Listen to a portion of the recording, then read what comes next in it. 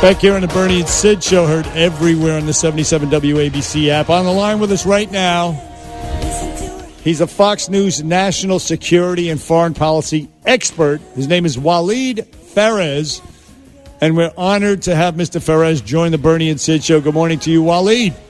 Good morning to you, and thank you for having me. Not at all. It's a pleasure, and we thank you for appearing. And I guess I'll start the question this way. Everybody, look, Soleimani, they had the funeral yesterday, Walid, and first of all, the media reaction, some of it, the way they treat this guy like he was Mahatma Gandhi, for God's sakes, or Nelson Mandela, it's just really sickening. But the question is the response, or the Iranian response to the killing of this guy. Do they stand to lose a lot? I mean, what do you think their response will be?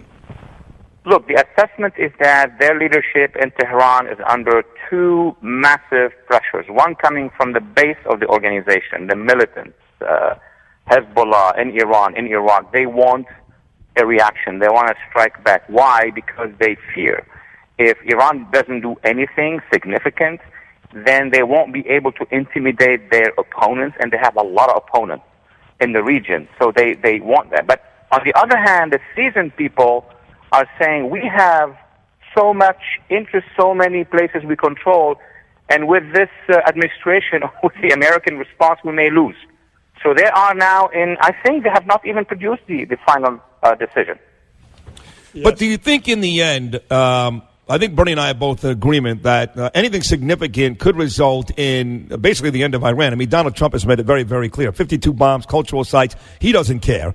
But I agree with you in that they have to do something to kind of save face in the region.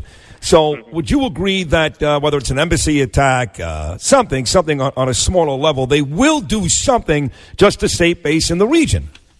They will have to do something. Right. This is like everybody is in agreement, all the analysts, their analysts, our analysts. The question is where they can control. Basically, the best they have is a terror act, but the response will be devastating. Where it's very risky is to attack head-on, let's say, U.S. Navy in the Gulf or bases. Then they know exactly what's going to happen. All their Navy will be destroyed, as was the case in 1983 when Reagan ordered a reaction against them, and 1/3 of their Navy was destroyed. Or they could use proxies like Hezbollah, but even Hezbollah, has a base in Lebanon, and if they do something against American interests, remember one thing, gentlemen, in 3 countries you have revolutions also. That's very different from the 80s and the 90s. In Iraq, demonstrations. In Lebanon, even in Iran. So they are not in their best position right now. Right, and of course, to go back to the other point, the thing the Iranian leaders want the most right now is their own survival. And so that their response, their survival depends on their response, as you point out, and it will be disproportionate no matter what it is. How about the threats that they're making about leveling cities like Tel Aviv and Haifa, that type of thing? I mean, that would also ensure their destruction as well, would it not?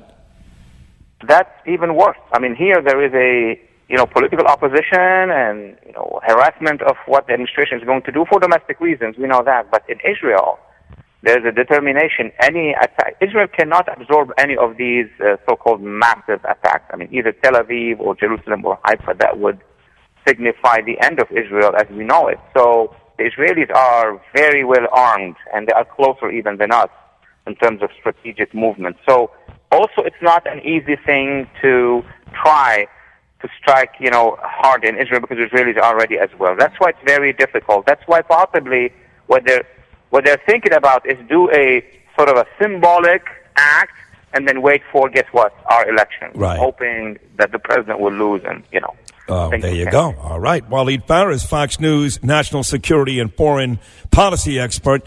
The media, and Bernie talked about it when you first came on, really embarrassing themselves here, maybe more than I've even seen the last couple of years. Actually talking about this person, this animal, this Soleimani, as a reverend soul, beloved and revered. This guy was a terrorist, a killer, killed many, many Americans.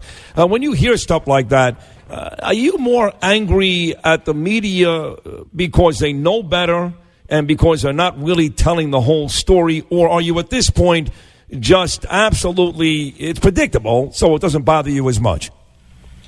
Well, at my level, because I've seen so much over the past many years how the media was sympathetic to our adversaries, more to our, national causes. Give you an example, the Iran deal that gave $150 billion to the Iran regime, how they opposed any counter-radicalization against the Brotherhood, the Muslim Brotherhood. All of that is like a history now of positioning, most of the media, not all of it, of course, positioning themselves with the other side. And that's now for historians to decide why. Why is this happening? Yeah, it really is. I mean, the left sympathizing, by the way, with regimes that, kill gays, oppress women, hate Jews, and, of course, kill Americans. It's something sick about it, something perverse. I just don't get it whatsoever. But let me ask you this question, Walid Phares, Fox News national security assessor. The choice to go actually and kill this guy. David Petraeus made a statement on one of the cable news shows. I want you to listen to it and please react to it. I mean, it's impossible to overstate the significance of the attack that takes out Qasem Soleimani and the number 2 militia leader in Iraq as well, who also never dared to set foot in Iraq during the surge after we missed him and he escaped. So this is bigger than bin Laden. It's bigger than Baghdadi. This is the equivalent in U.S. terms of the CIA director, CENTCOM commander, JSOC commander, and presidential envoy for the region for Iran, and the most powerful figure in Iran for the solidification of the Shia crescent, and also the operational commander of the actions that they were pursuing. Bigger than bin Laden and Baghdadi, General David Petraeus. Walid Phares says what? Look, this is a former CIA director, former commander of our troops in the region, and obviously everything he said is true or correct. But let me add one other dimension. To the peoples of the region, he's the equivalent of a super Heydrich. Remember the Heydrich who Nazi commander of occupation across Europe? Because Iran's occupation of Iraq or domination of Iraq, of Syria, of Lebanon, of Yemen, he was seen by the populations as a bully, as somebody who was repressing them.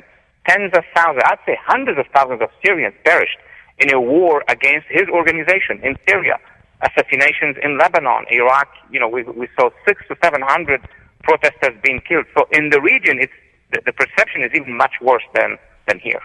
Even in his own country, yes. Even in his own country.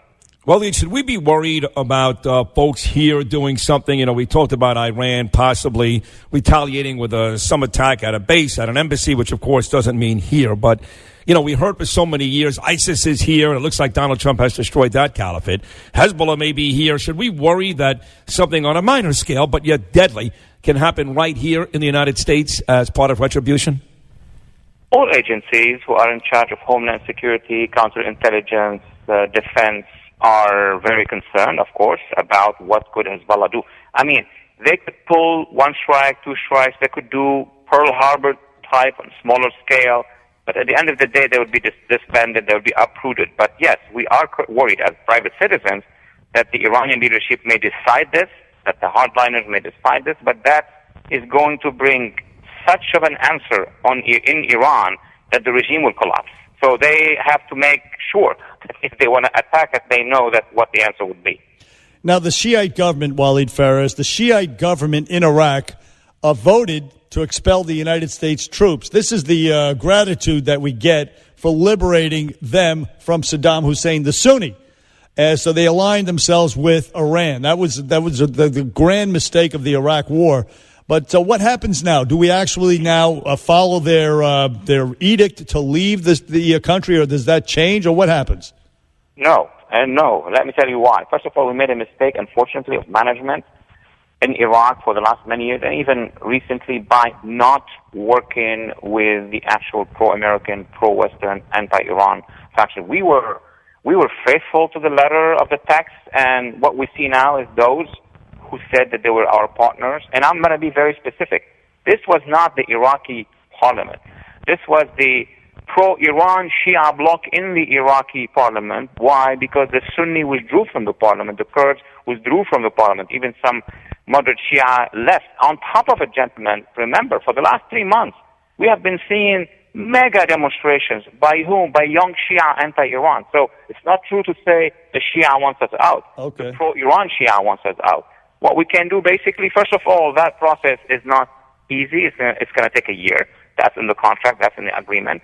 And number two, we can simply conclude an agreement, defense agreement with the Kurds, with the Sunnis of Al-Anbar. We can support the demonstration. So it's not said that they say goodbye and we leave. No, we are there. We spent all that blood and money, and we have many, many allies. Actually, the majority of Iraq is with us. And this government, by the way, is a resigned government. So let them first form a government to ask us what they want to ask us. Walid Phares is the Fox News national security and foreign policy expert, and great on television. Equally as great here, Walid. Thank you so much for hopping on today. Great stuff. Thank you. Appreciate it. Thank you very much for having me. All right. God bless you. Walid Phares right here on Bernie and Sid. We'll be right back.